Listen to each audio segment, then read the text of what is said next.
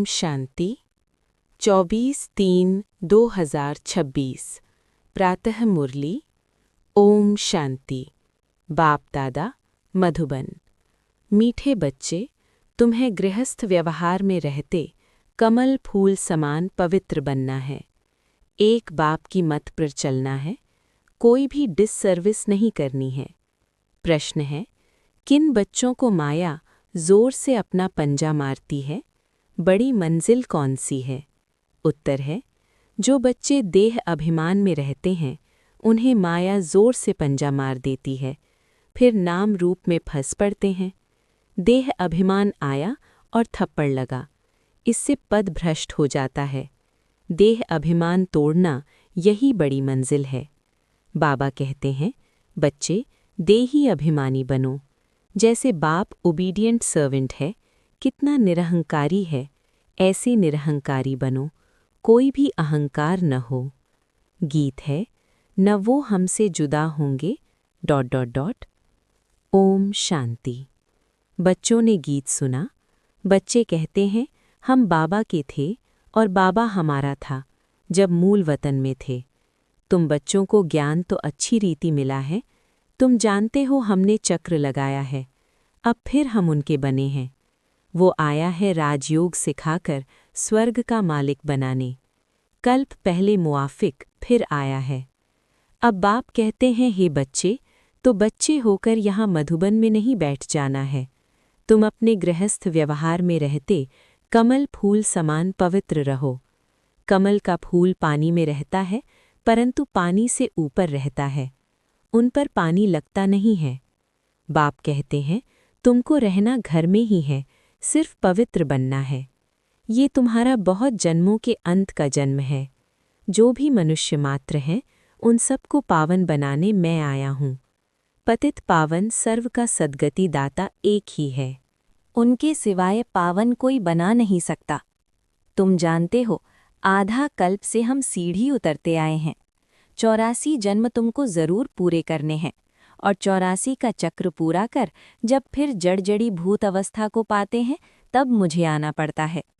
बीच में और कोई पतित से पावन बना नहीं सकता। कोई भी न बाप को न रचना को जानते हैं। ड्रामा अनुसार सबको कलयुग में पतित तमो प्रधान बनना ही है। बाप आकर सबको पावन बनाए शांति धाम ले जाते हैं, और तुम बाप से सुख धाम का वर्षा पाते हो। सतयुग में कोई दुख होता नहीं है। अभी तुम जीते जी बाप के बने हो। बाप कहते हैं, तुमको गृहस्थ व्यवहार में रहना है। बाबा कभी किसको कह नहीं सकते कि तुम घर बार छोड़ो, नहीं। गृहस्थ व्यवहार में रहते सिर्फ अंतिम जन्म पवित्र बनना है। बाबा ने कभी कहा है क्या कि तुम घर बार छोड़ो? नहीं। तुमने ईश्वरीय सेवा अर्थ आपे ही छोड़ा है। कई बच्चे हैं घर गृहस्थ में रहते भी ईश्वरीय सर्विस करते हैं, छुड़ाया नहीं जाता है। बाबा किसको भी छुड़ाते नहीं हैं।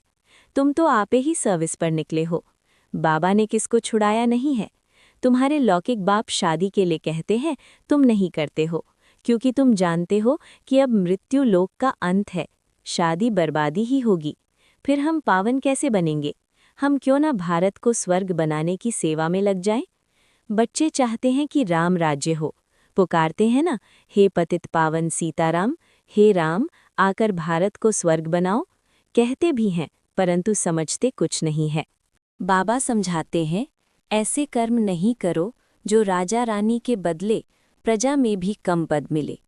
यज्ञ में स्वाहा होकर भागंती होते तो क्या जाकर बनेंगे? ये भी बाप समझाते हैं, बच्चे कोई भी विकर्म नहीं करो, नहीं तो 100 गुना सजाएं मिलेंगी। फिर क्यों नुकसान करना चाहिए?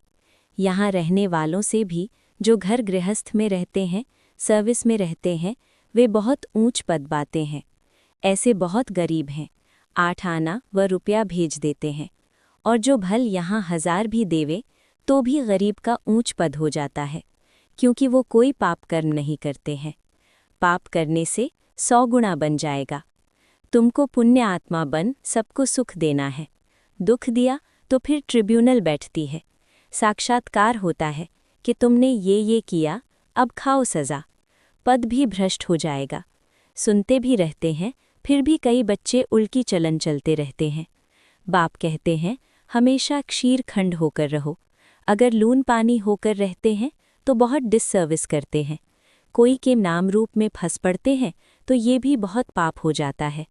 माया जैसे एक चूहा है, फूंक भी देती, काटती भी रहती, खून भी निकल आता, पता भी नहीं पड़ता। माया भी ब्लड निकाल देती है, ऐसे कर्म करवा देती जो पता भी नहीं पड़ता। 5 विकार एकदम सिर मूंड लेते हैं। बाबा सावधानी तो देंगे ना, ऐसा न हो जो फिर ट्रिब्यूनल के सामने कहें कि हमको सावधान थोड़े ही किया। तुम जानते हो ईश्वर पढ़ाते हैं, खुद कितना निरहंकारी है। कहते हैं हम ओबीडियंट सर्वेंट है। कोई कोई बच्चों में कितना अहंकार रहता है। बाबा का बनकर फिर ऐसे ऐसे कर्म करते हैं जो बात मत पूछो। इससे तो जो बाहर गृहस्थ व्यवहार में रहते हैं वो बहुत ऊंच चले जाते हैं। देह अभिमान आते ही माया जोर से पंजा मार देती है। देह अभिमान तोड़ना बड़ी मंजिल है। मीठे मीठे सिकिलधे बच्चों प्रति मात पिता बाप दादा का याद प्यार और गुड मॉर्निंग। रूहानी बाप की रूहानी बच्चों को नमस्ते। धारणा के लिए मुख्य सार। 1. बाप समान निरहंकारी बनना है। किसी से सेवा नहीं लेनी है, किसी को दुख नहीं देना है। ऐसा कोई पाप कर्म न हो जिसकी सजा खानी पड़े। आपस में शीरखंड होकर रहना है। 2.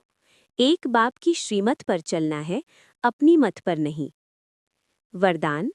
सेकंड में देहरूपी चोले से न्यारा बन कर्म भोग पर विजय प्राप्त करने वाले सर्वशक्ति संपन्न भव। जब कर्म भोग का जोर होता है, कर्मेंद्रियां कर्म भोग के वश अपनी तरफ आकर्षित करती हैं, अर्थात जिस समय बहुत दर्द हो रहा हो, ऐसे समय पर कर्म भोग को कर्म योग में परिवर्तन करने वाले, साक्षी हो कर्मेंद्रियों से भुगवाने वाले ही सर्वशक्ति संपन्न अष्टरत्न विजयी कहलाते हैं। इसके लिए बहुत समय का देहरूपी चोले से न्यारा बनने का अभ्यास हो। ये वस्त्र दुनिया की व माया की आकर्षण में टाइट अर्थात खींचा हुआ न हो, तब सहज उतरेगा। स्लोगन। सर्व का मान प्राप्त करने के लिए निर्माण चित बनो। निर्माणता महानता की निशानी है। मातेश्वरी जी के अनमोल महावाक्य। ईश्वर सर्वव्यापी नहीं है, उसका प्रमाण क्या है? शिरोमणि गीता में जो भगवानुवाच है, बच्चे जहाँ जीत है वहाँ मैं हूँ, ये भी परमात्मा के महावाक्य हैं। पहाड़ों में जो हिमालय पहाड़ है उसमें मैं हूँ, और सांपों में काली नाग मैं हूँ। इसलिए पर्वत में ऊंचा पर्वत कैलाश पर्वत दिखाते हैं और सांपों में काली नाग। तो इससे सिद्ध है कि परमात्मा अगर सर्व सांपों में केवल काले नाग में है तो सर्व सांपों में उसका वास नहीं हुआ ना। अगर परमात्मा ऊंचे ते ऊंचे पहाड़ में है, गोया नीचे पहाड़ों में नहीं है। और फिर कहते हैं जहां जीत वहां मेरा जन्म, गोया हार में नहीं हूं। अब ये बातें सिद्ध करती हैं कि परमात्मा सर्वव्यापी नहीं है। एक तरफ ऐसे भी कहते हैं और दूसरे तरफ ऐसे भी कहते हैं कि परमात्मा अनेक रूप में आते हैं, जैसे परमात्मा को 24 अवतारों में दिखाया है। कहते हैं कच्छ मच्छ आदि सब रूप परमात्मा के हैं। अब ये है उन्हों का मिथ्या ज्ञान। ऐसे ही परमात्मा को सर्वत्र समझ बैठे हैं, जबकि इस समय कलयुग में सर्वत्र माया ही व्यापक है, तो फिर परमात्मा व्यापक कैसे ठहरा? गीता में भी कहते हैं कि मैं फिर माया में व्यापक नहीं हूँ।